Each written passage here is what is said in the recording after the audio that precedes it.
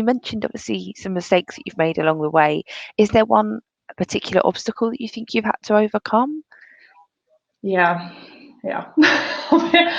I think my biggest obstacle, unfortunately, has been my gender, I would say, and I think it needs to be talked about. I know that's slightly scandalous to say, but it's tough to be a woman in tech, and I wish it was a lot better. And it is changing, and there's a lot of awesome allies like helping push that through, but to be honest, it's a hidden, silent obstacle all the time. And it took me a while to recognize that and figure out how to sort of start to work around it.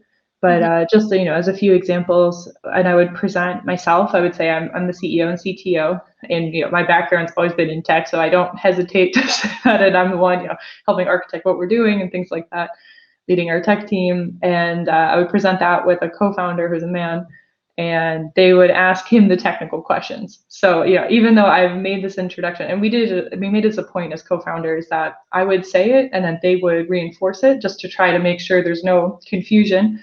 And it would happen repeatedly. And, my co-founder, he's great. So he would just be like, no, that's her, but it would, the little things like that.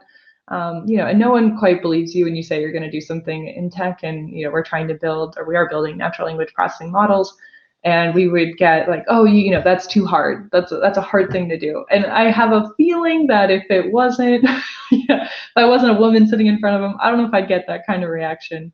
Or my favorite is, with investors and things, a lot of personal questions about if you're married, if you have kids, what your husband thinks about you starting a company, which I don't think would also happen if I was a man. I mean, and of course, none of this can be proven, and that's where it gets difficult to say a lot of these things. But that I felt that as an obstacle. Now that I've sort of recognized it, I feel a little bit more kind of empowered to tackle it head on. But other examples, when I first started out, I also didn't have the total confidence in myself, which took a year or two to grow into. But I had someone come and approach me and say, oh, I really like your idea. Let's work on this together. And I thought, like, okay, no problem. And we met, and at the end of it, he had pulled me aside and said, you're quite junior. I think I should work on this company in machine language, and I should be the CEO. And it really hit me. It's one of those, like, you have a gut reaction where you're like, wait a second. I put a lot of thought into this. I put a lot of work to get this to where this is. And you just want to kind of take over and be CEO. And you sort of got it wrong. It's machine learning. Just a little heads up. So, it was one of those points where it's like, why do people think, I'm not capable? I'm like, oh, wait, I think I'm starting to put this together.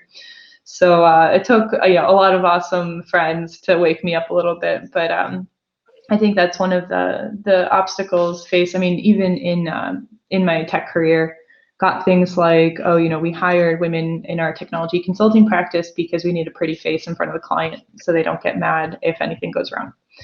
And I've also heard for recruiting, teams that I'd be working with would pass on resumes of women because, quote, we invest a year or two in them, and then they get married and have kids, and we've lost like all that time and investment in a woman. So I've definitely seen it, and people have shared that with me, which was a good thing to hear, and also terrifying at the same time. And I've seen it in other ways of women on the team, people not wanting women to be on the team because it disrupts the team dynamic, which is the point. So that's kind of fun.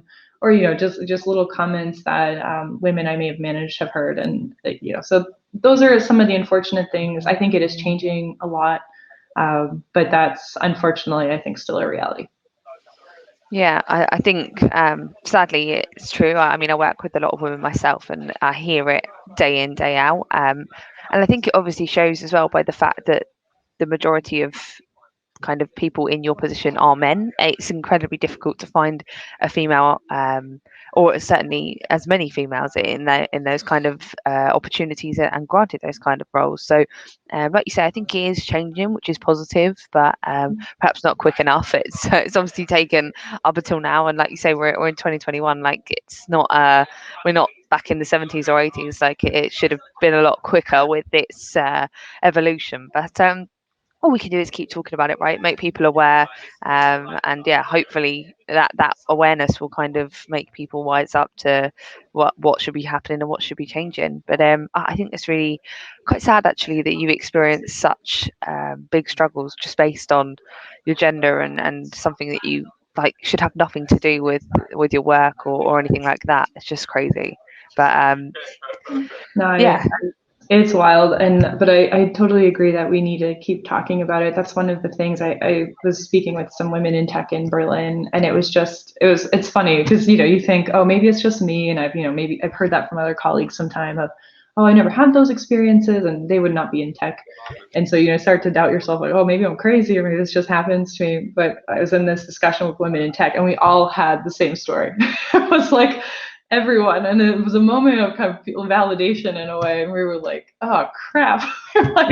like this is a thing. And oh my god, but it was so beautiful to be in like a room full of women in tech. It felt like unicorns had gathered and were like grazing on fields. It was just, oh my god, the most like beautiful moment of my life. But yeah, we had talked a lot about that. And when people don't share the stories, I think we don't highlight the issue, and we'll never fix it. And yeah. so I think it's such a disservice to other women coming up in the field, and even to ourselves, if we don't share these stories, because we need to make the change. And if no one knows this is a problem, then it's never going to happen. So I think we all need to keep having those conversations.